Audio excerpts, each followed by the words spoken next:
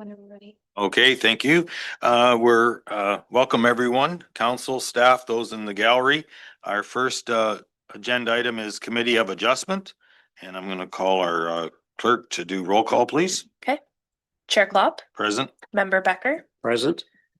Regrets from Member Groot. Member Harris. I don't believe he's in attendance yet. Member Hessel. Present. Member Lamport. Present. Member Sangster. Present. Member Walden. Present. And Member Whetstone. Present. Okay, we have quorum. Thank you. At the agenda here, I need a motion to approve the agenda as printed.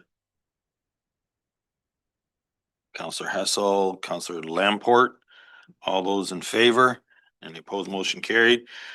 Disclosure pecuniary interest on this subject. Anybody has a pecuniary interest? Seeing none, is there adoption of a minutes? I believe here from the March 16th. I need a 4.1. I need a mover, Deputy Mayor, seconded by Councillor Member Sangster. All those in favor?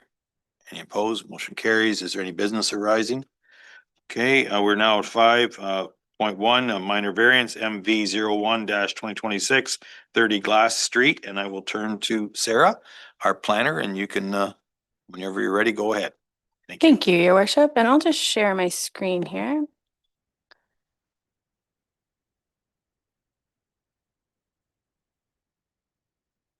We're just catching up here. There we go. All right, so good evening, Committee of Adjustment. Before us today, we have minor variance MV01-2026 for 30 Glass Street, lands owned by 2774324 Ontario Inc., and the applicant is Greg Jeffrey, care of Doug Jeffrey Construction. The purpose of this application is for a garage and a future additional residential unit, or an ARU. The variance specifically requests to vary section 25.4.1 to permit an accessory building, also intended to be used for a future ARU in a residential zone at a height of 7.7 meters when a maximum of 6 is permitted, and to vary section 3.2.7 and section 25.4.1 to permit an accessory building containing a proposed future ARU with a rear yard setback of 1.829 meters and a side yard setback of 1.296 meters when 3 meters is required for an ARU.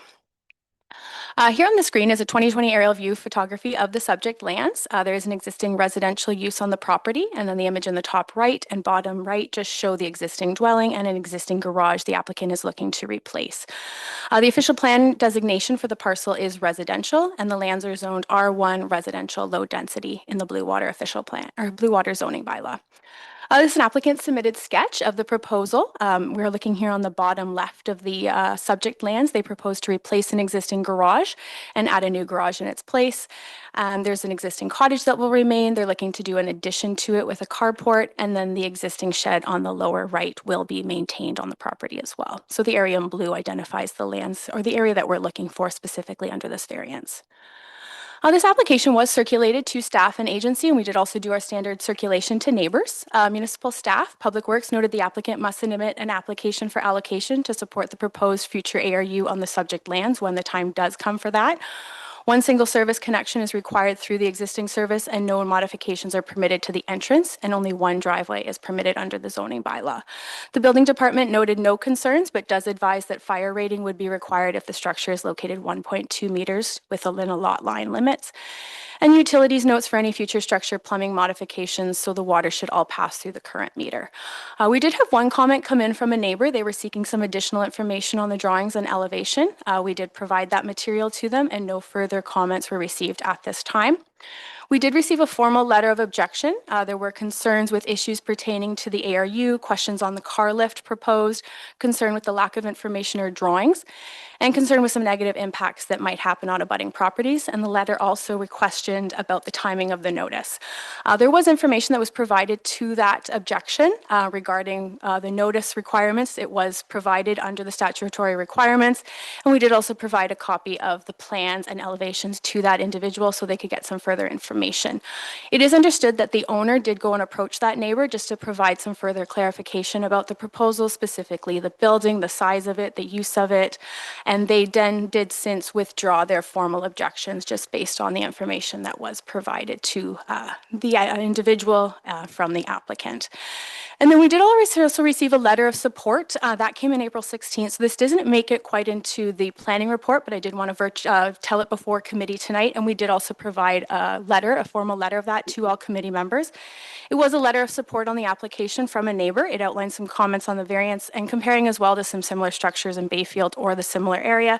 And as noted, it was provided to the committee members. I do also want to note there were some elevations in that and some renderings that were provided to that individual from the owner.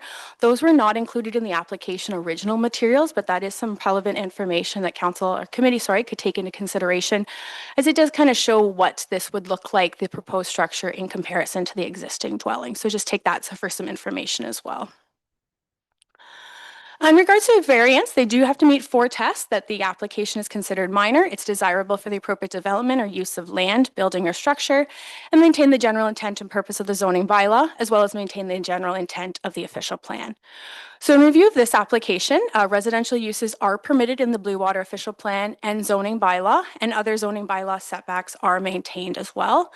The ARU will be permitted as of right when we do have full sewage capacity at the Bayfield Wastewater Treatment Plant. They're basically setting this up at the time for when the ARU would be permitted.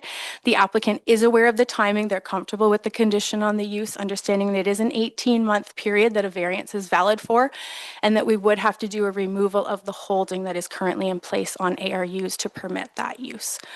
The Blue Water Official Plan and Bayfield Secondary Plan both speak to development keeping with surrounding neighborhood and the character of the area. So that was reviewed and evaluated in consideration of this variance.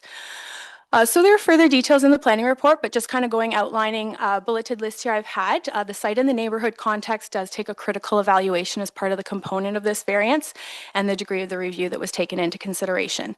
So in the surrounding area, there is a mix of 1- and 2-story structures with varying heights and architectural features. The design of the garage does attempt with a hip roof similar to the existing structure and trying to mirror some of the other architectural features in the surrounding area. There's no west-facing windows proposed, and the south-facing windows, the applicant is agreeable to frosting those to help mitigate any views into the neighboring properties. There is an extensive mature tree cover and a hedgerow that should help mitigate any views on adjacent lots. The proposed carport that is not a subject of this variance, but it is a proposed addition to the existing structure. It will extend the main building, and it feels like the garage may be tucked slightly back on that, and then visually from the street, you'll kind of see the house together, and the garage should be in behind. And then the 2nd-story windows on the garage should also add some architectural features as well. Blue Water height, I will note, it is measured to the peak, where other bylaws you could measure to the mid-peak. So the height in those other bylaws could allow a little bit of additional height, where here we do measure to the peak. So that should be taken in consideration as well. And again, the hip roof, it does complement existing dwelling and surrounding area as opposed to a flat roof, which they could do as of right. Reduced setbacks for the structure should have limited impact due to that existing hedgerow and the tree cover, and it is replacing an existing garage. It will have lesser impact on privacy concerns as there are abutting structures to this. They are in a garage, for example, on the west side, and on the south side are existing accessory buildings and structures. The garage is not proposed to be adjacent to, for example, a primary bedroom or a use like that. It's some surrounding uses. There's also some tree cover in the area too, so that should be taken into consideration as well. And I have noted the parcel itself has extensive tree cover, but also if you do a view around in the area and even go over on the other street opposite on the south side, there is a large extensive existing tree cover in this area that should help mitigate any potential views onto the site. Further details were provided in the planning report, but for the above reasons, the request for increased height and reduced rear and interior side yard is considered minor and appropriate, and it does meet the intent of the official plan and zoning bylaw. It is recommended this application be approved with the conditions that were included in the planning report, and I'd be happy to answer any questions that committee might have. Thank you. Members, any questions? Councilor Member Whitstone. Yeah, I have a few. And I think I heard you mention it. So was it looked at in comparison to the secondary plan in Bayfield? Through your worship, yes, it was. So, and I remember sort of, it was a while ago now on that. And if you did that, that's fine. I know green space was a huge concern then as to making sure there's lots of green in between houses and, you know, that the flow and that as well too. But yet we're really reducing the setbacks. We're changing significantly here, to be honest. So I'm a little bit concerned of that although it was part of the secondary plan and it's saying that it's consistent, I'm not sure it really is consistent with the secondary plan. And the heights too. I have been hearing from many residents that our buildings are getting too high. From you know, some people are just putting on large roofs when really there's no value in them whatsoever. And then we're getting away from that feel and that look of what Bayfield is all about at the same time. So I'm somewhat concerned, and I'm like, I don't understand. I'll be quite honest. I don't understand when you have an open space, why you don't build the building according to what you're allowed to start with. So, you know, we get these come all the time. People buy lots. They know what the size of the lot is, and now all of a sudden they decide, I need something bigger. I want to put a bigger house or I want to put something else on it. So I agree that it is consistent with the surroundings, that type of thing. Now, the other thing that I have concern on, it's an ARU, and this will be the first, I'm going to say probably the first application for Bayfield, because they're not allowed currently, as you stated. If this becomes a short-term rental, it will follow the exact same short-term rental bylaws that currently exist today. So it'll count as one on the street, like an additional two. Yeah, through you, Chair. Yes, that would be correct. Okay, so what happens if, and well, it's a what if, so we don't have to worry about that, but okay, I want to make sure that the applicant knows that, just in case that was their intent too. I'd hate to see them build something with the intent of it being a short-term rental and they can't get a license because of there. So I just want to make sure that's out there as well too. So that's all the questions I have. Thanks. Thank you. Any other counselors at this time? Thank you, Mr. Mayor. Following on Councillor Whetstone's questions, and I was listening, I don't believe it, but neighboring properties, do they also have minor variance? Are they also less than the 3 meters from the lot line? Or is just like you're saying are the garages close? Is that in character with the area, or is this one of a different individual one like this? Through your worship, I look specifically in regards to like the surrounding neighborhood character of the buildings, not specifically the setbacks. And I don't know off the top of my head if any had specific variances in this area, but I was reviewing this site specifically on the merits of the variance. When, Thank you very much, because, and somewhat along that, Councillor Whetstone, I really would hesitate to endorse this request if we start setting a precedent that, oh, you pass this one for less than 3 meters, how about mine? And it gets worse, or it gets more, I don't know, better or worse, we have more of them. Through your worship, I will say this one, and I did note in the report, the reduction in the side yards was very heavily evaluated based on the existing hedgerow, that extensive hedgerow that is there. I think I said if you put this in a different site or in a different location, it may not be considered minor. So if someone were to come in with another application, that is reviewed on that site specifically. I may not be able to say a reduction there is appropriate. Here, the reduction, yes, it is going down quite a bit in those side yards, but it is because of the character of this site specifically and that buffering. Take it on another property, I may have a different recommendation. okay, at this time, if there's no more questions, I will now, it is a public meeting. I will now ask the applicant, Greg or Jackie, maybe it's but yes, please come up, Greg.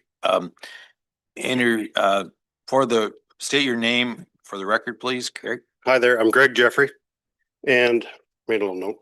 We designed a garage with entertaining space above, in keeping with the house we designed and built approximately 25 years ago. Items that dictated the design. We were looking for garage space that could hold 2 cars and a couple motorcycles.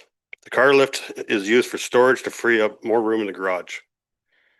The car lift we researched and selected works best for this project. The car lift in cars force us to have a higher ceiling in order to reduce the overall height. We have designed it with exposed beams under ceiling, conventional lumber for floor joists, and conventional rafters. Typically, we use floor truss and roof truss in our buildings, but we couldn't do that because it raised our overall height. We're about 5'6" above the existing house for height. That's it. We purposely designed this entertaining area upstairs to have no windows facing west and minimal windows facing south to allow natural light. The hedgerow is important to this homeowner too. On site is about 85% hedge. You probably don't have anything like that anywhere else in Bayfield. So 85% of the property lines is hedge. So it's pretty protected and maintained by the homeowners have no, I told this to Aaron right from the start. There is no thinking of a short-term rental. There's no Airbnb. There's none of that. Essentially, it's and the size of it, I couldn't make it bigger because that would have been another variance. It was, that size is dictated by a percentage of the house. Otherwise, we would have made it bigger too. And the depth, the reason for it being so deep in the lot is there's a door that opens out.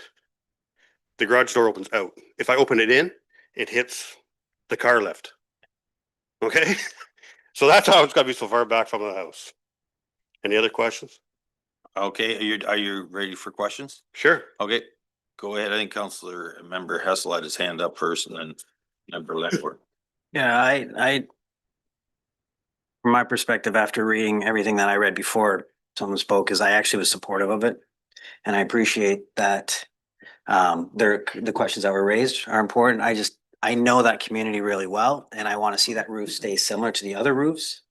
And by all means, rule of the law, you can put a flat roof on that Yeah, we could and have. you're okay. So I'd rather it look continuity like the original house to keep the character. Because we know if you drive around Bayfield right now, there's a lot of flat roofs. They may not follow normal continuity. So from my perspective, I think they're trying to do the right thing with accommodating what they're looking to get out of it for needs. And that's why I support it. Wait, member, Just clarity, so the inside of the garage, did you go 10-foot height for the lift? It's like 11 feet. By the time the motor on this car lift kind of works, in order for them to stack.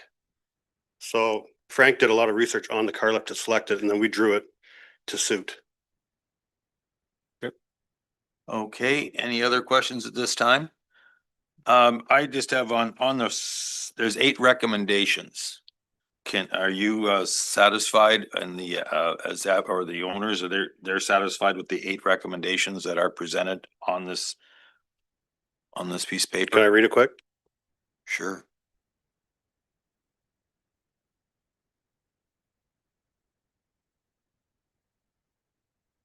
The existing hedgerow. If we get into it, our intent is to replace it. The portion that we potentially damaged. Is that an issue? I don't know. Is that gonna be an issue? I do not see an issue from a staff perspective. Okay, because like, if we damage it, like I can buy a 10-foot high cedar from Gold Coast for $400. We could replace it and it's not so big. I think the intent is that there's gonna be a hedge grove and mature trees at the end of it all, Correct. right? Yep. All said and done, it will be. And so, work with the staff. I Yep. don't think you don't want to spend $400 unless you accidentally did it. So, Okay. right, but you're going to replace it. Okay. Yeah, I just wanted to make sure. Yep. Don't, and because there's an existing deck located rear, that's going to be removed. Correct. You understand that? Yep. The first 4 were kind of interesting for me. We need to remove the deck in order to get equipment back to maintain the hedge. Okay. At this time then, is there anyone, as it is a public meeting, is there anybody in the gallery or on Zoom wishes to speak for or has concerns? There's no one else in attendance. The record will show there was no one came forward with issues. We did have on the record, verbally, our planner said that there was some, and they had issues and if I heard right, they were satisfied when they heard the answers. So we are now, we've heard from both sides. Is there any further questions? I'm looking for a motion here. Councillor Hessel? You move the recommendation from the planner with the 8 conditions. Thank you. Member Walden seconds. Okay, any further discussions, councillors? All right, this is a recorded vote, so I will turn to the clerk to do the vote.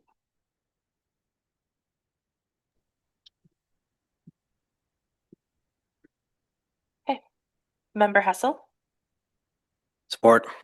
Member Harris, Support. Member Walden, Support. Member Whetstone, Support. Member Sangster, Support. Member Becker, Support. Member Lamport, Support. and Chair Klopp. Support. And that carries. The motion carries. So at this time, we need a motion on public and agency comments, correct?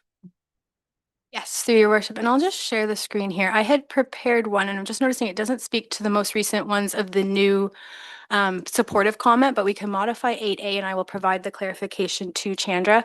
But it would be 8A, public comments were received in opposition of the application, but was later withdrawn. And there were comments received in support of the application. And then 3B would be agency comments were received in support of the application, the effect of which resulted in a decision to approve the application. I need a motion on that. Member Becker. Member Lamport, all those in favor? Any opposed? Motion carries. So at this time, Sarah, you'll be talking to them on their next steps. Good luck and thank you for your time and effort on this. All the best. Okay, at this time, I need a motion to adjourn. Member Hessel, second by Member Lamport, sorry. All those in favor? Any opposed? Motion carries. We're now going to move into our regular council meeting for April the 20th. Chandra, what's your comments on our roll call? Attendance remains the same. We do have Counselor Harris in attendance now too. Counselor Harris is on Zoom. Okay, thank you. Welcome, Counselor. Disclosure of pecuniary interest for this meeting. Any issue that's arisen at this time? Seeing none, if there's any issue that comes up, just get a hold of the clerk, please. Approval of agenda as printed. Counselor Walden, seconded by Counselor Sangster. Nobody wishes to add anything? Very good. All those in favor? Any opposed? Motion carries. We're at now 4 delegations and presentations. 4.1 here in hospice. Lee, how are you? Welcome. Please go to the mic and introduce yourself for the record, and the floor is yours. Willie Van Klooster, I'm the executive director at Huron Hospice. As some of you might have noticed, I was sort of arriving here at about 6:28. I thought you'd be interested to know that I went old school and Googled the location of your municipal offices, and so I was there at 6:15. I got here just in time after I got the right location. It was a lesson learned. I think that I should have used AI and asked where the council meets, and I probably would have found the place the first time. Thank you very much for having me. I would say us. I'm sending regrets from Lisa Taylor, who is our board chair. We are actually doing this similar presentation to all 9 municipalities in the county. You're number 4. We've had presentations with the other 3, but Lisa was unable to join me this evening because of a family commitment, but she sends her regards, and she would have said how grateful she is for the support that we've received from the municipality over the time that we have been in existence. So we'll go to the next slide there. This is what we're asking for today is 2 things. This is, you'll understand the context in a moment. We're asking if you would endorse your mayor to write a letter to the Minister of Health requesting funding for 2 beds that have been empty and closed for almost 20 months now. And in addition to that, if you are able to attend the AMO, and I know that isn't guaranteed for all municipalities, but if you're able to be there, that you would hopefully have the opportunity maybe to engage with your provincial colleagues and make that same sort of presentation to ask on our behalf that this occurs. If by that time in August, we do have those 2 beds funded, of course, we would like you to say thank you. Next. So I was here, this is the irony, is that I was here 3 years ago and I forgot where I was. 3 years ago, I was last here, and this was the slide we started with last time as well, because it was the diagram, the pictures of us planning to expand from 4 beds to 6 beds. The next slide.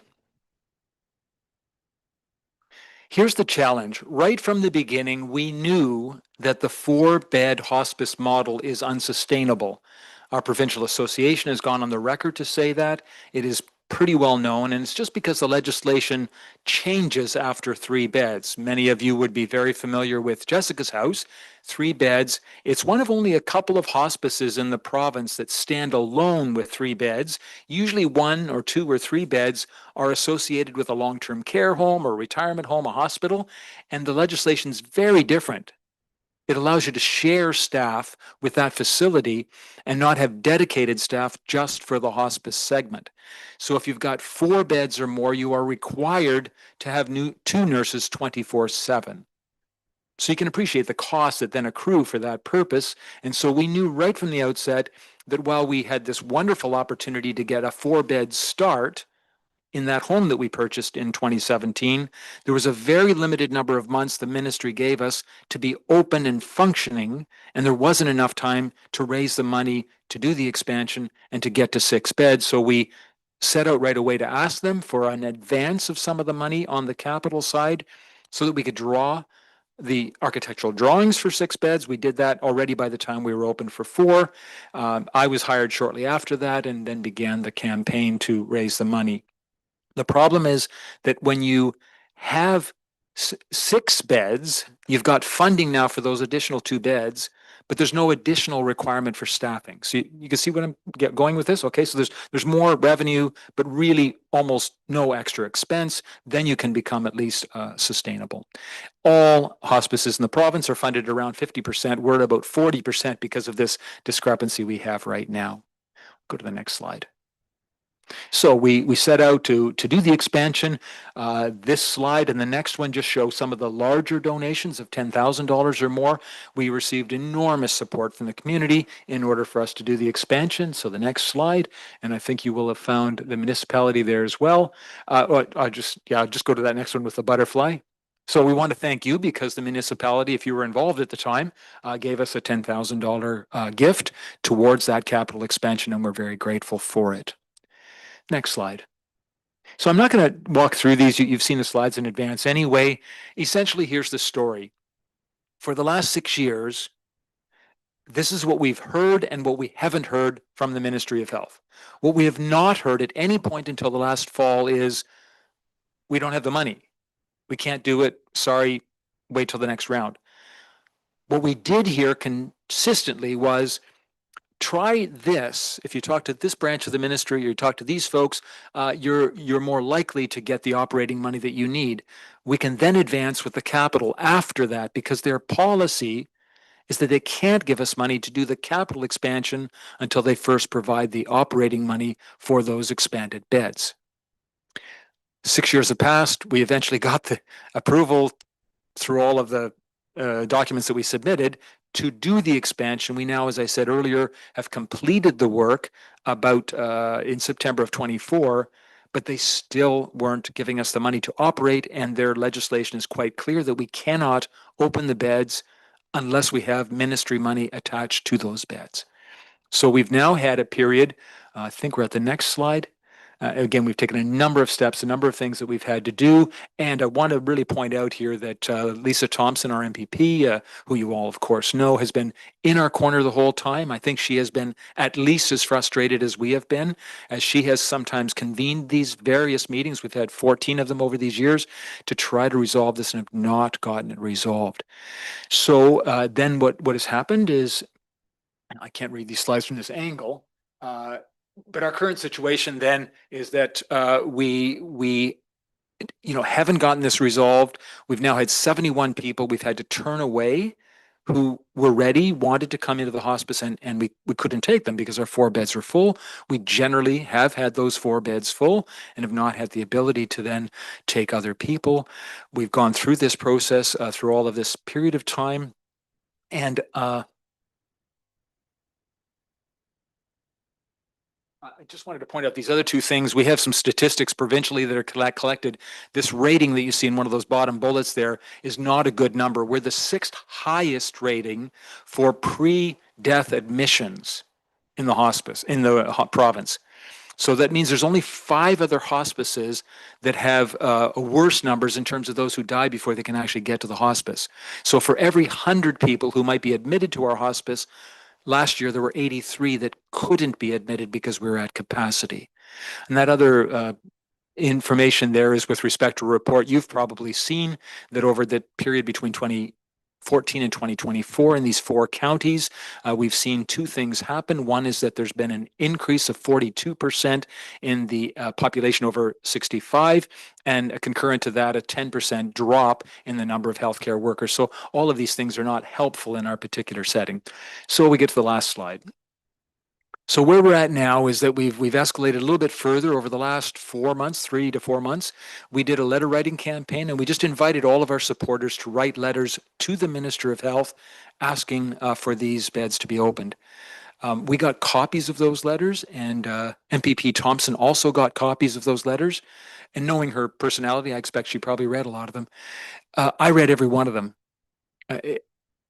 Enormously moving. They were just extraordinary to have these folks write about, their husband who died at our hospice, and they talked about the incredible experience, but an aunt who was in the hospital and wanted to be with us and couldn't and didn't have the same experience. And this is not a slight against hospitals. They do a good job and they do the best they can, but those are not the settings that are designed normally for people to die, and most people don't want to die at a hospital. So we're now at the point, I can't disclose to you exactly what the next strategies are, but we're escalating our strategy, and we've taken a couple of steps now with the board to do some more activity to put further pressure on the minister in order to get these the funding for these beds. And so that's kind of where we stand, I think. Is that it for the slides? Oh, we're back to the request. So that's why we're requesting that you would have this letter written by your mayor from your municipality, and then if you're at the AMO to also advocate for us. Okay, thank you. Is there any particular questions or councillors, or do you wish to move to these motions? Just a comment, and you mentioned it there, Willie. I actually sit on a hospital board as well too, and one of the challenges we have is actually beds. Yeah. So this would help if we could actually free up these beds. The proper people are then moved to where they should be, and then the right people are coming into the hospital, so we could actually take care of them the way they should be as well too. Absolutely, we're very aware of that, and in addition to that, it's less than half the cost to be in a hospice than in a hospital bed. Okay, yeah, thank you, and all your just do a great job. It is well-known people, I think, that have been, and it is very nice way to move on for sure. Okay, so councillors, can we help out here by these motions? Anybody prepared to make there's Councillor Lamport? Just clarify, there's someone going to AMO. Yeah, I plan to. Do we have someone? Yeah. Okay, because I don't want to make a motion that says if we point. don't have an attendee. Well, you still can apply to go to AMO. I look. Oh, to do a delegation only? Well, to do delegation, but even just to go, there's applications closed for that. Because it did go out for, I don't know, I never checked to see how many people are going from council. I do know that I said yes. Well, then Okay. we'll have a delegation to go if we give Okay. this, if I make this motion, is that correct? Yeah, there's 3 possible motions. One, to receive for information. Or that we, or a motion that, you go ahead. Unless there was one you wanted to make, Councillor Lamport? Was there one you had on that you wanted to make, or did you want me to make some? I'm gonna guess you got what I was thinking. Okay, so based on the 2 recommendations that are in front of us from here in hospice, the first one would be that council direct staff to bring back the letter to the council meeting, or to the May 4th council meeting that will be sent from the mayor to the Honorable Sylvia Jones, Minister of Health, asking that for the necessary funding in order to open the 2 beds at Huron Hospice, which have been closed for 18 months. Is there a mover for that motion? Deputy Mayor, seconded by Councillor Lamport. Any discussion? Seeing none, all those in favor? Any opposed? Motion carries. And then just for council's information, we received the notification from AMO today that they're open for delegation requests. So that council directs staff to include a delegation to the Ministry of Health advocating for the funding and opening of the 2 currently closed beds at Huron Hospice as part of the AMO delegation discussion at the May 4th council meeting. So we'll bring that forward to council again with a complete list of the other delegations. Okay. So Any we'll other take it for comment information, or right? Is question? that the motion? So I have a comment on that. I think it'd be a little more powerful if this was a joint delegation between all the municipalities that you're actually asking us for. Yep. It's interesting you said that because some of the other municipalities we've already presented to are looking at We all doing think some, at alike. least some joining. I don't know that all 9 will be together, but at least some connecting with other municipalities. So can we make them a direction for staff that we work with the other municipalities that are green? And we'll find that information obviously through you and them, and that we work to have one delegation meet at AMO. Is that direction? Councillor Hessel moves that, Councillor Lamport. Well, Councillor Weston come up with a second. Do you have a comment? Yeah. All I was gonna say is I think it's important probably for all 9 municipalities or whoever is supportive of this to ask for the delegation. And then that we hopefully correspond with those other 8 municipalities, say, look, if you got it, we'd love to be there to help. And I think that's the best approach because we know that sometimes when we ask for delegations, we don't get them. Yeah, I think that's how they'll work it. The staff know we've had delegations work together, so some will take the lead or whatever. Well, good point. Go ahead, sir. So just to clarify, I think the second motion was more take it for information and then council will discuss the delegation after we discuss it with other municipalities. Is that like all the delegations for AMO? Is that what your second motion? Yeah, sorry, It that's was correct. more of a take it for information tonight. And then we'll sort out based on this discussion that we've all had as to how we're going to handle it when we discuss our delegations for AMO. So I understand that motion to be, which is what I would put forward. So we're going to do it at a later date. 6 of one, half dozen of the other, I guess. I just know that staff need to feel confident that they can talk to the other Mhm. staff. And that's why I guess I thought have it in a motion, but I think we'll all get along on this. It's been, We understand I think we all understand where we're going. so what have you wordsmith for us here? Let's keep moving. The council directs staff to include a joint delegation to the Ministry of Health advocating for the funding and opening of the 2 currently closed beds at Huron Hospice as part of the AMO delegations discussion at the May 4th council meeting. It's been moved and seconded. They agree with that. I'm gonna call the question. All those in favor? Any opposed? Motion carries. We will get that letter out regarding right away to the Honorable Sylvia, and we also will CC, of course, our local member. Maybe put an ad in a little bit of our Premier, I think, is looking for some good news. I heard he might be getting $28 million or something, hopefully a little bit more. I could think of a spot that would be a nice say here, I'm doing this with some money. Well, maybe weave that into the letter somehow. Okay, alrighty. Thank you all very, very much. Well, and thank you for your work. It's appreciated. Take care. Okay, consent agenda, council. 5.1 through to 5.14. Is there anything wishing to be pulled for discussion and or motions? If seeing none, I'm going to ask that a motion for the consent agenda be as printed. Councillor Walden. Second by Councillor Sangster. I'll give it a couple seconds in case people get twigged here thinking of something. Okay, if not, I'm going to ask then there's a motion that we receive 5.1 through to 5.14 for information. All those in favor? Motion carries. Management reports, and we're back planning. Sarah is up again, round 2. Double header tonight. Hello again. Hello. Whenever you're ready, go ahead. Sure, And this is you were- regarding a zoning bylaw amendment. I'll just share my screen here.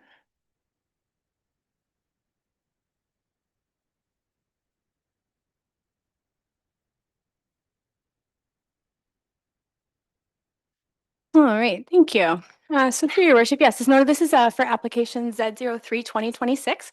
Lands are at Plan 323 Park Lot H, and it's just north on John Street in Zurich. And the applicant with us here today is Joe Debus, and the lands are owned by Douglas, Joseph, and Julie.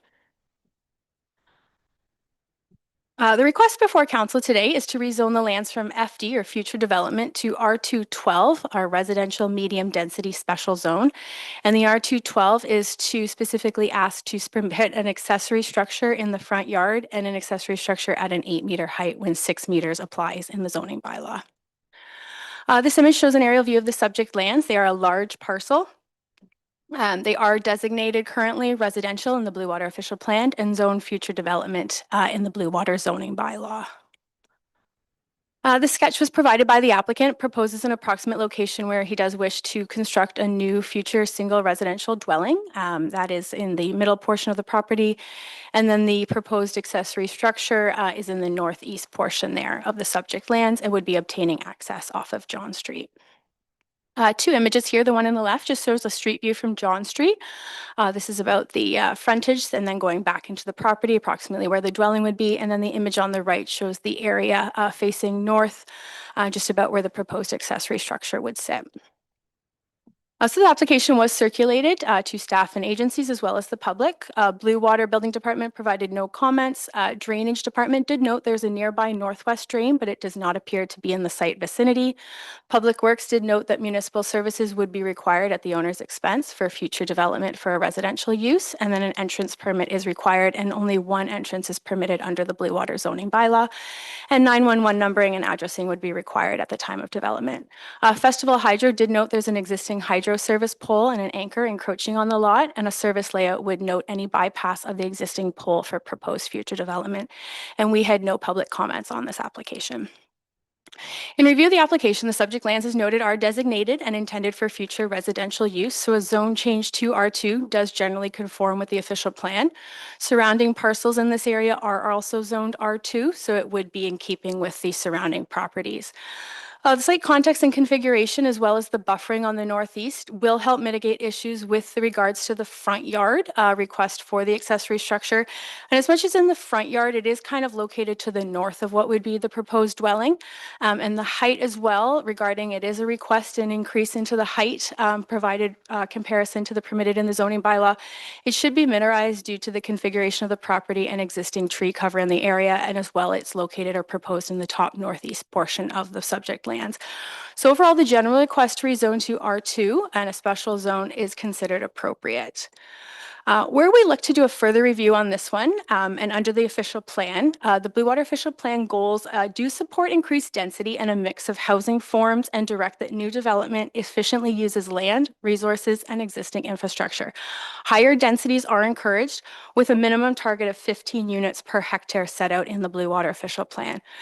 Within this area, it is an approximate 3.39 acre parcel or 1.37 hectares. The subject site could readily achieve that density or the 15 units per hectare, consistent with the OP objectives. Council might be aware that recent provincial legislation under Bill 98 is also looking to reduce minimum parcel sizes in fully serviced areas. So if this legislation does come into full force and effect, this site could see further support for increased unit yields, creating opportunities for a range of housing forms, tenors, and affordability options.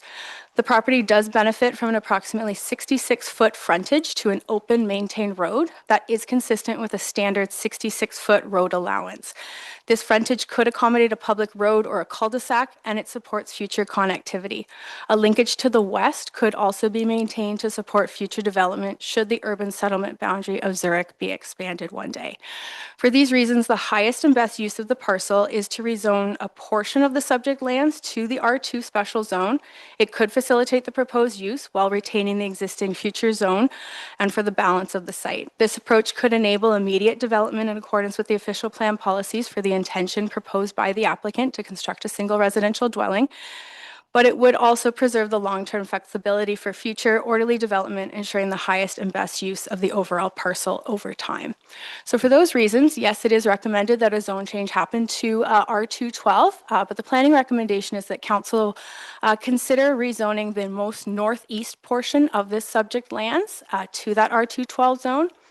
And I've shown a couple images here, and it was included in the planning report. If we took an approximate depth here on the top northeast of 28 meters, and then going out approximately 0.28 hectares, you could still facilitate a single residential use there. I did implement the standard rear yard setback to the most northerly property line. If we were implementing a front yard setback to what would be the most southern portion of that rezone portion, there is a buildable area there of approximately 12 meters, which does represent a similar depth of the neighboring dwelling immediately to the east, and it could also facilitate for a future garage as proposed as well by the applicant.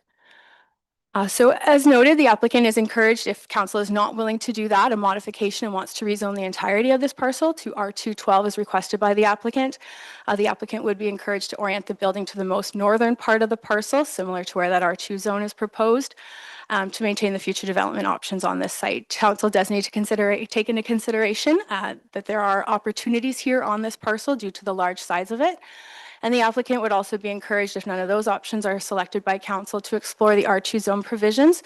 And what is permitted as of right could allow a single detached dwelling, but it also does allow a semi-detached dwelling, a duplex, a triplex, a quadruplex, a multiple unit, and a row house, each of those based on their own zoning requirements. So for this reason, it is recommended the application be approved, and it is recommended that council consider an amendment to the proposed bylaw to limit that area of the rezoned portion, or R212, to apply to the most northern east half of the property in an approximate 0.2 hectare area. And I'd be happy to answer any questions of council. Any questions to Sarah at this time?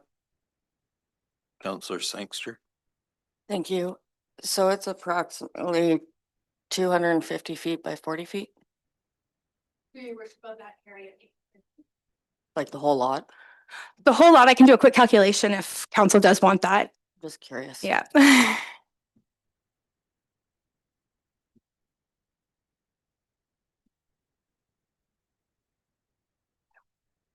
don't know if there were any other questions. I'll just pull it up on GIS. I don't know if there's any questions or discussion. I can do that. Any other questions at this time?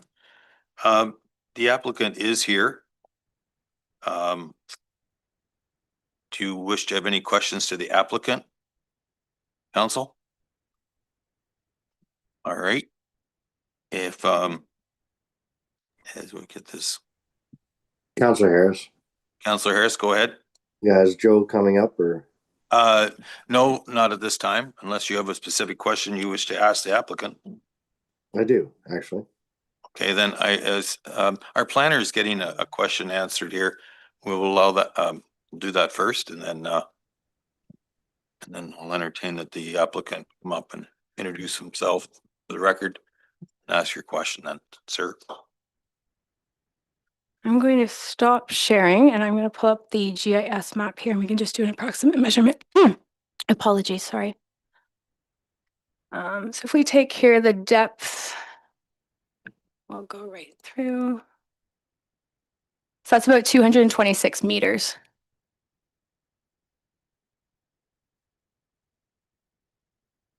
And then the depth here would be 68.92, just approximate.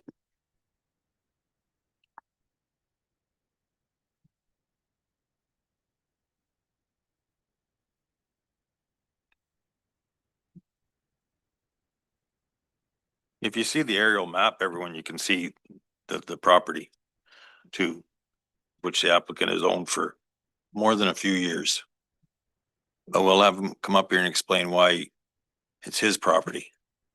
Okay, does that satisfy your answer? Okay, I think, Sarah, when you were busy there, the applicant is gonna come up. One of the counselors has a question.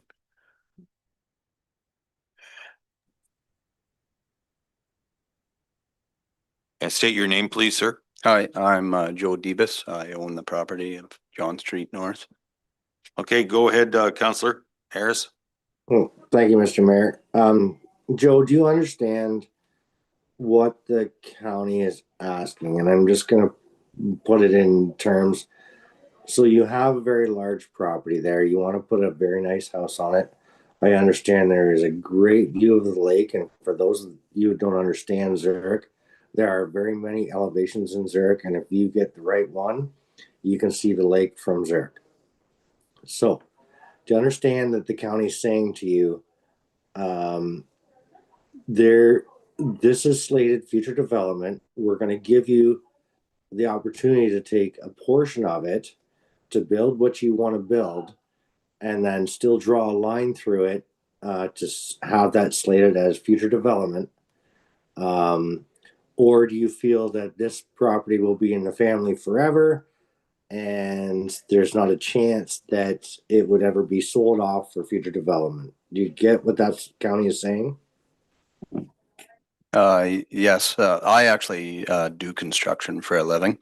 I looked into it years ago to do a subdivision, but I was told at that time when I bought it, I wasn't able to do one. And so I've set it up, planting all the trees, everything in for the location of the house. That's why I've left no trees there at all. Honestly, if I can't put it facing the west, I won't be building on that and it'll just stay vacant the land. I do have pictures, but I mean, I don't need to show that of what the view is from if I was to place it where they're asking me to place it, out into the field or where I would like to place it. And I know it landlocks the land, but that's what I'm willing to do. That's what I want done with it. And so. Okay. Thanks, Joe. That's what I assumed. Thank you. No, it needs to, Yeah, I'm honestly, I'm not gonna spend 600,000 or 700, that whatever it ends up being. I'm working on drawings now, what it would cost to look into the field when I can look at the lake. I can see the ships going by from there, going to the salt mine and everything. I don't want to spend that kind of money if I can't put it where I want on my property. Yep. No, I don't, any clarifications? I think I think you've hit it on the head for me anyway. Council, what do we want to do here? Does anybody make a motion that we can deal with and then have discussion if we need to be? Okay, it's not a public meeting per se. Okay. Well, then is there anyone in Zoom that had any concerns or support? No, there was no one else in attendance to. Thank you. comment on this. All right, council. There's a recommendation that Mr. DeBus would like. Is there anybody prepared to make that motion? Councillor Whetstone. Yeah, I'll make the recommendation as noted under number 1 that the municipality of Water Council approve the request of the applicant to rezone the whole of the subject lands from future development to residential low density special zone or 12 related site specific provision. Okay, thank you. Councillor Sangster seconds.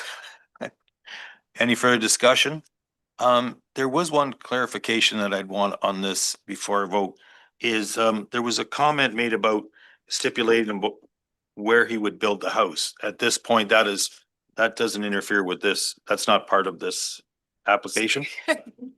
Through your worship, it's nothing that, if you're not going with that location wise, it's just a recommendation to the application, but it's nothing that we can really hold. Okay, thank you. No, just, Yeah. we don't want anybody starting to make phone calls to Councillor Sangster can be busy enough. He doesn't need to get a phone call next week. I do have one other thing to point out. The shed there that I'm looking at was to build. The only way I would ever even build that is if I was forced to sell the house I'm living in now and my shed that I have now. I've already rezoned a chunk and I have a bit higher shed there. The reason I'm wanting that higher shed, if I was to ever do it, is if I sold the house, it goes with that property, right? So right now I have to take my tires off my trailer to get it in for the winter. That's the only reason I'm wanting to go higher. But if I'm not spending the money on both, it's only if I was to sell that other property, which I don't plan on doing. I'd like to keep it as a rental.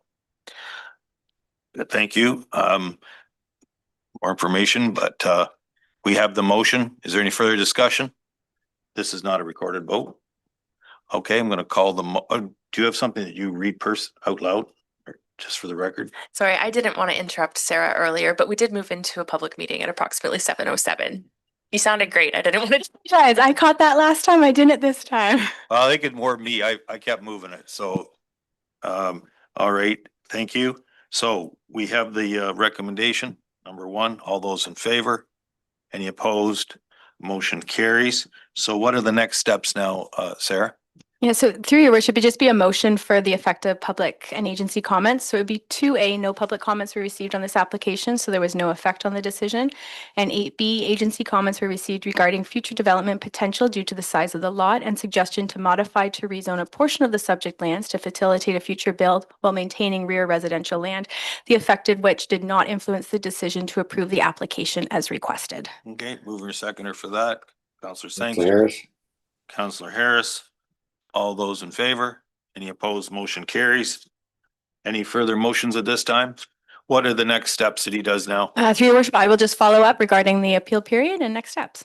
Okay, thank you. All right. Joe? Thank you and good luck on your build. Take care. Okay, we are now at Development Services, 6.21 bylaw exemptions, Bayfield 150. There's a recommendation here. Counselor Lamport is moving. Counselor Whetstone is seconding. Any discussion? All those in favor? Any opposed? Motion carries. Request to extend the provincial deadline for notice of intentions. Listed heritage projects like that gathered from their meeting the other night. Counselor Hessel moves. Seconded by Counselor Whetstone. Any discussion on the recommendation? All those in favor? Any opposed? Motion carries. Finance 2026 tax rates. There is a recommendation by law to move forward here. The council, the county has passed their budget. Is there a mover on bylaw 33-2026? Deputy Mayor, seconded by Counselor Hessel. Any discussion? Seeing none. All in favor? Any opposed? Motion carries. Buy Ontario procurement. Is there any discussions on this? Council receives the Buy Ontario. Oh, sorry. You're moving it? Second by Councilor Walden. Oh, did you want to comment? I apologize. No, just through your worship, this was something I just wanted to bring to council's attention. And as a result, this could have significant financial implications for us. So we are going to be, so it's going to be it could be quite costly for us. And it's not really something that we have a decision on anymore. So lowest bidder doesn't really matter anymore. It's who has more Ontario goods and services. So yeah. Mr. Mayor, Counselor Harris. Go ahead, Counselor. Yeah, and I totally agree with Maggie. This is going to cost municipalities a lot of money in the future. It also is against some of the bylaws that we have against with our procurement. And it's going to be a struggle. It 100% is going to be a struggle. Because all the bylaws that we have to say that we're supposed to entertain the lowest bidder, this throws this right out the window, and it's unheartening, really, to see that the province is pushing us down. Well, go ahead, Councilor. Well, what it's going to do is delay some of our projects. Yep. That's what's really going to do. And we'll be pushing them off further and further. Infrastructure will get worse and worse, and the levy will go higher and higher when we go to actually have to do the work. Go ahead, Deputy Mayor. Thank you, Mr. Mayor. That's my concern too, because the fleet vehicles, the fire trucks and everything, like how many are built in Ontario? We're really regulated. Are they, suppliers really going to tighten up things? And just through your worship, just for clarification, fire trucks are not applicable to this directive. So yeah, fire trucks, I think ambulances, they're not currently, and more so because their weight is more than that 4,500 kgs.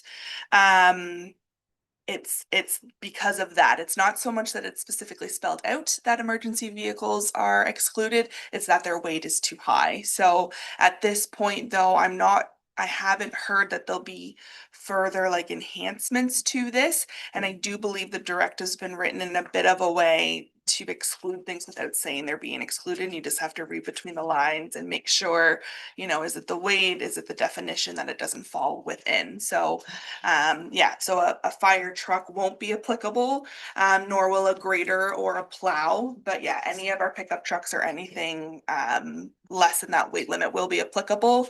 And then it's that construction term is more so gonna affect a lot of our projects. So yeah, so I'm happy, and it's something internally as well as we're going through projects, seeing if this is something that we need to adhere to. Happy to have conversations with other managers to see, okay, I'm reading it this way, how do you read it? So because I was debating, I was talking to the county treasurer of if even a road resurfacing would be applicable, and it is applicable, but because we don't need engineering services, does it count? So it's a little tricky to navigate. So yeah, but we kind of, away we go, I guess. And I'm hoping to get some more information, because it does sound like there may be instances where we can opt out of following the directive if it's going to be to our financial disadvantage. But those guides that they reference to seeing if we're applicable, municipalities aren't able to access right now. So hopefully we're able to get that soon. Go ahead. Notice it has an effective date, implementation beginning of April 13th, 2026. So do we have any RFPs or tenders that are out there that this would be affecting So now? one of the things through this is that their definition of new procurement was anything that hadn't been posted or issued.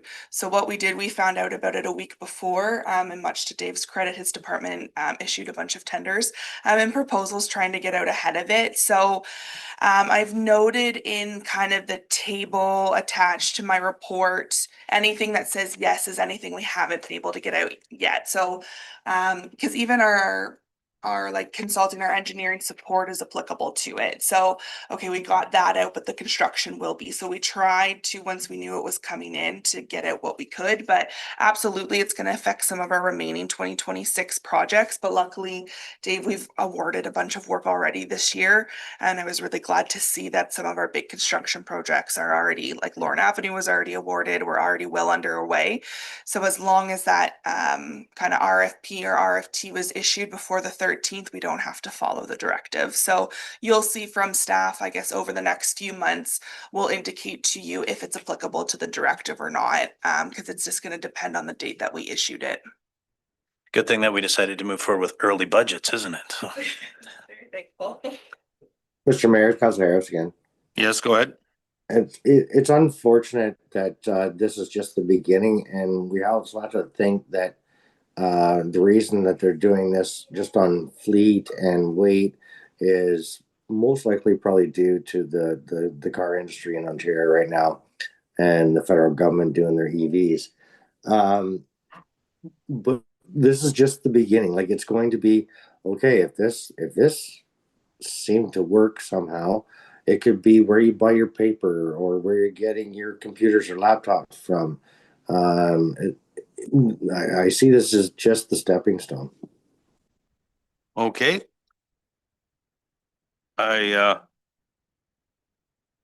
This is a motion, has been pointed out. It is direction from the province.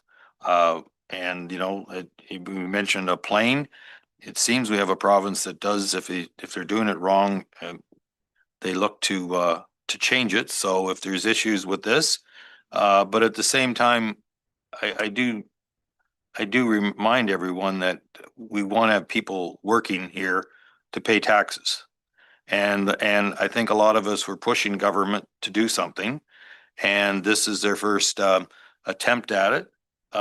It says it does create a little bit of paperwork, but it does say in here, domestic supply chain, you have to show where it is. We have a local paving company that is going to pave. I don't think we have someone from the States that comes and bids here. But in a way, this does, maybe if they do start that, well, we're going to have to look at our local people, and that's not a bad thing either. Clearly, as counselors, if we see issues, we have our organizations to bring up ideas how they can make a good idea better. And we will do that, Counselor. And I appreciate that. A question for Maggie, if I could. So, and I know you're still working through it and that too, but what stops, and the mayor just kind of tweaked something there. What stops are, and not that they would do this, because there are people that live here and that too, but what stops companies from saying, okay, I'm 40% or 50% or 60% content, and it doesn't matter about the price. I know I'm getting the job, so I'm going to bid it twice as much as I would ever do. Yeah, and so as you can see kind of through the report, I tried to provide some examples too. So it's not always going to mean if they have more Ontario or Canadian goods that they'll get the work. It's going to be because they get an add to their evaluation. It betters their evaluation. So they're going to get a 10% advantage. So say they came in at 100,000, they had the most goods, actually will evaluate that they came in at 90. There could still be someone at 89 and it would go to the lowest. So it's going to be very tender each like situation specific. And it's just, yeah, luckily for Dave, gonna involve finance being a little bit more involved to kind of go through those things. One of my concerns was, okay, so say, and what I really see in this is say you're building a whole new arena where this will be very labor intensive, and say we're going to bring in, you need 3 furnaces, and how you say they're going to be Canadian, but like, am I going on site to check and make sure they're Canadian when you actually, bring them? You bid that they would be. No, it's not our responsibility to be monitoring after they bid. What we'll do after they get a contract is have them do an attestation to say, like, we're going to keep to our supply chain as we bid, and any modifications will need to be approved by staff, because so that's, I guess, one benefit right now is we're not going to have to monitor throughout projects to make sure they stick to their word. They're attesting that they are. And I just kind of for clarification purposes, when it talks about Buy Ontario and supporting local to the province, local means Ontario. So it still doesn't mean if we have 2 pieces of equipment, both in our municipality or say a third one from 2 hours away, they're still included. Local is Ontario. It's not our municipality. It's not our county. Okay. Thank you. Good questions, and all good comments. Are we prepared to move forward here with our motion on receipt for information? All those in favor? Any opposed? Motion carries. Thank you. And yes, our staff, we do have a bit of a benefit. They're going to have a little more time going forward, and that's not a bad thing. Public Works, Water and Wastewater Allocation Policy Bylaw.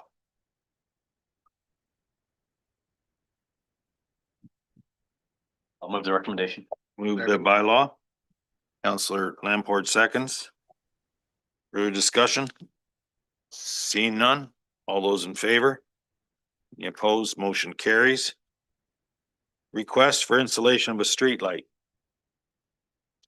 And there's a recommendation here, but before that, is there any comments, or move right into a recommendation? Where are we at? Deputy Mayor? Well, I'd like Dave to comment on this. This is an MTO highway and not in our jurisdiction. I support these streetlights, but I don't know if we've got any word to say who puts them up and who maintains them down the road. That's my concern. Through you, your worship. So as identified in the report there, the MTO did identify that this street light that has been requested does not meet the warrants of what is identified. What are the identifiable warrants from the MTO? So basically, in their opinion, they're saying that they don't feel that it's required. They did, however, say that we are within our rights to make an application for installation of an unwarranted light should council wish to do that. It would be at 100% our expense, but would still be subject to their approval criteria. So that, to me, and again, without going and actually doing the application, that to me would mean that they would expect it to be installed to fit their typical design criteria, and that we would then still be responsible for maintenance in perpetuity. Okay, the recommendation here is that just to bring back a report outlining explaining Mr. Mayor. costs. But anyway, go ahead, Counselor. So the report basically states that the MTO says it's not justified. I'd be willing to make a motion that we receive this information based on the fact that we just did a streetlight study of who's paying for what. And it looks to me in this report that if we wanted to put a streetlight in there, one, we'd have to apply for it. One, MTO would have to approve it, and three we would have to pay for it. So, and then we'd have to figure out what division of Bayfield, whether it be rural or urban, is going to pay for this streetlight. So I'm just going to say receive for information. There's been a motion on the floor to receive for information at this time. Is there a seconder for that information, for that motion? Counselor Walden seconds it for, okay, on discussion on receive for information only. Counselors, this is to receive for information only. It's been moved and seconded. What's your? Just to comment order? on that, and we can do that if we want to do that. And at the end of the day, the affected location, I'm gonna say, is the Muse, basically, is where the majority of the people live. So if the, based on our bylaw that we just passed, they would be one of the recipients, I guess, of the that would benefit from this. So potentially, I'm hoping they'll see this or they're listening, and if they do want to move forward, then they can actually ask for us to define more cost associated with it, knowing that them and whoever else is classed as being the recipients of this or benefits of it, that there would be a cost associated with it. Okay, that's fair enough. Is there any clarification? Is there any, has the Muse basically, or their people in that area been told that it would be their cost of the street light? Through you, your worship, no, it wasn't the Muse specifically themselves that had made the request. It was an individual who I believe lives in the Muse, but not something that was specifically requested through the Bayfield Muse. So no, I have not conveyed that information back to them. I'm not confident that the Bayfield Muse is actually aware of the request as an organization. Okay, I will clarify that. If there's anyone from the Muse, the person that asked for this to be brought up, were they made aware that it would be area rated? And not all taxpayers' expense. Through you, your worship, yeah, actually through conversation with Councillor Whetstone, I believe that he actually did make that information available to the individual. Okay, on back to the motion, that helps my clarification. I'll be supporting the motion. It's now record. If someone wishes to go forward to that point, they can then ask for more information and not have our staff versus us staff doing the work and finding out no one's interested. Okay, any more clarification on this motion? Receive for information? Do you have any comment? No. Anybody for the record? Okay, Councillor Lamport? Okay, all those in favor? Any opposed? Motion carries. Tender award Stanley landfill. Recommendation, there's two recommendations. We'll deal with them separately. Councillor from Stanley East, go ahead. Okay, Deputy Mayor seconds on the first motion. Okay, am I understanding it right that we budgeted about 800 some thousand, but this tender is going to do what we expected for the 800 and some thousand? Through you, I read that right? Yes, that's correct. Yes. Thank you, and thank staff if this motion passes, or timing is everything when you ask questions. Although, anybody want to comment more?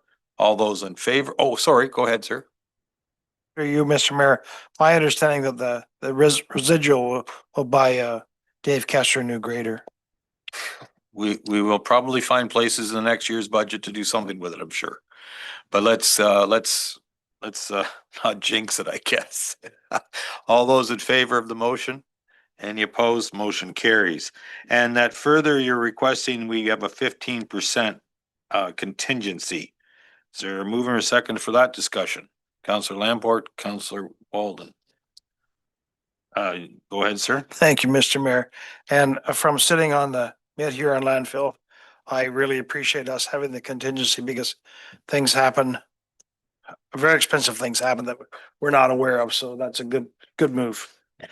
And I'll support the contingency, but just that little piece of me, I hope we don't, because we have 15% there, we don't find a place we do need it. We will work very diligent to stay within budget.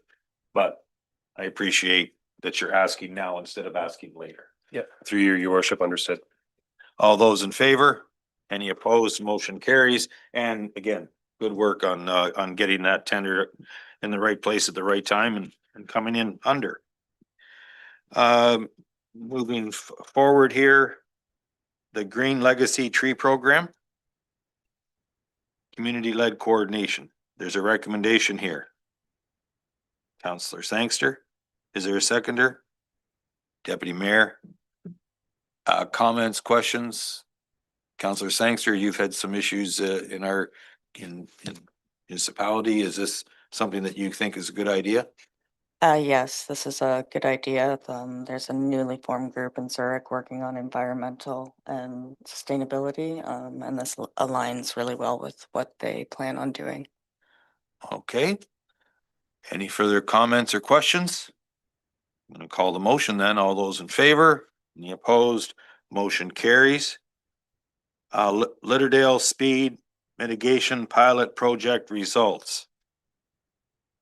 You've read the report. Any comments to top up right now, Dave, or do you want? No, through your worship, no, nothing further than what's identified in the report. Counselor. I was just gonna move the recommendation. Receive for information. Okay, Deputy Mayor. Oh. Well, I saw three guys. All right, who put their hand up first? Counselor, you said Counselor, all right. Counselor Hessel. Okay.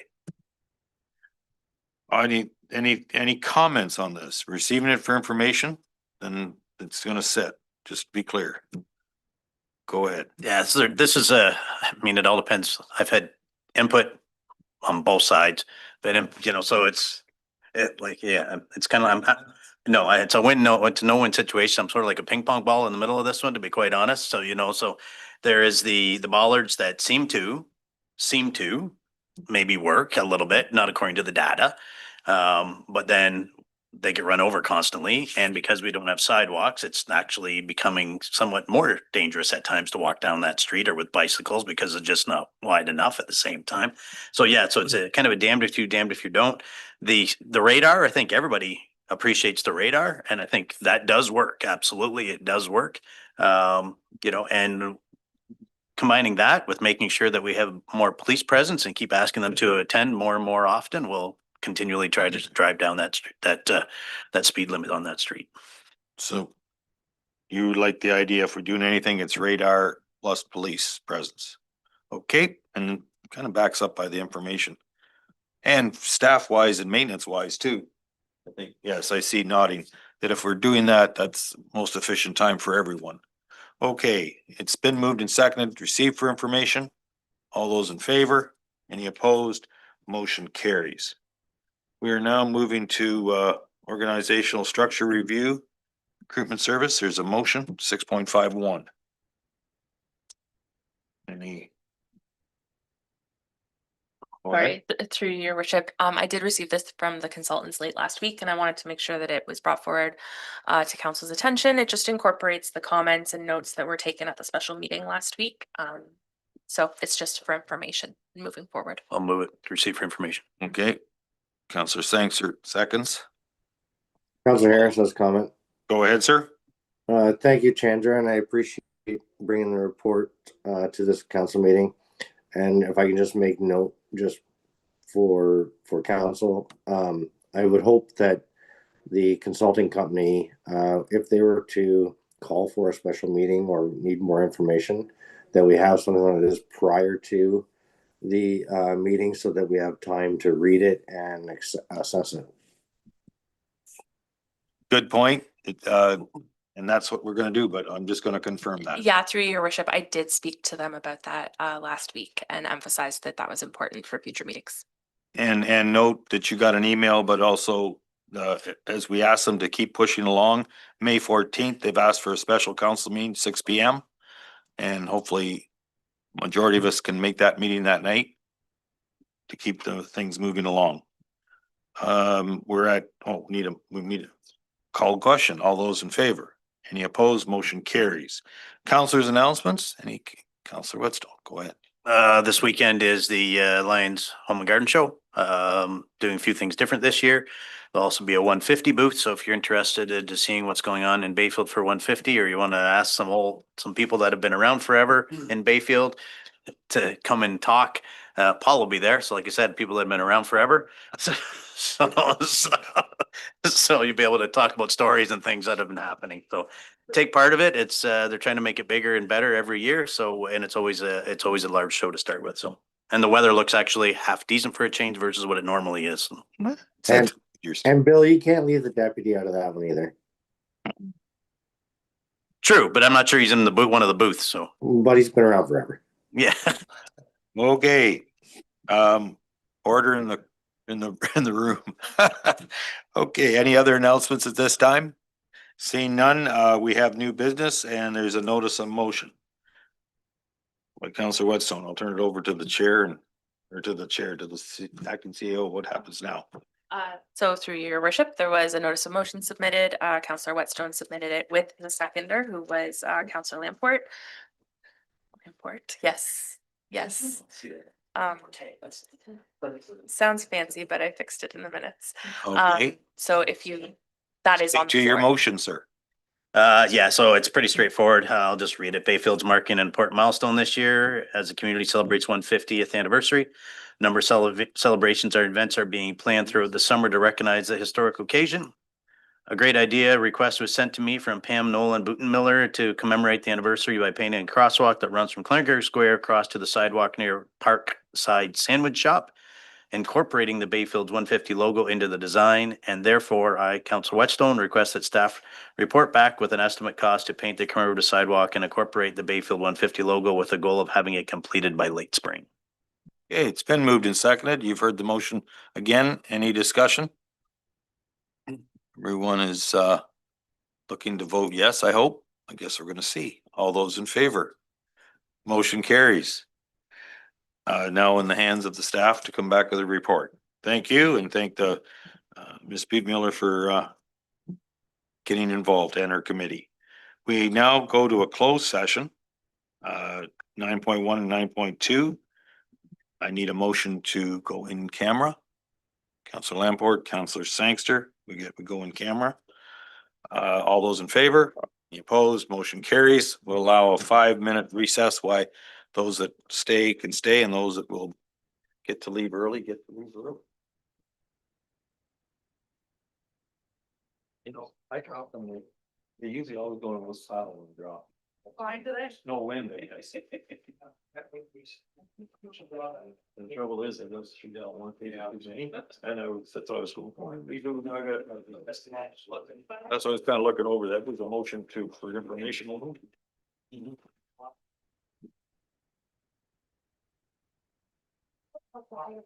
don't think it shows up in Canva.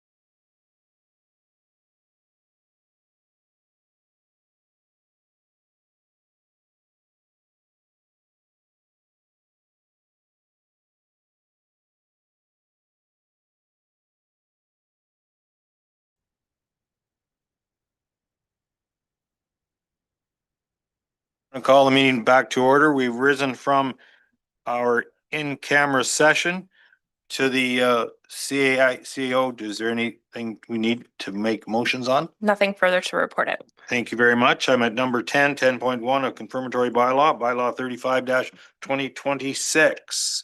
Counselor Walden, seconded by Counselor Sangster. All those in favor? Any opposed? Motion carries.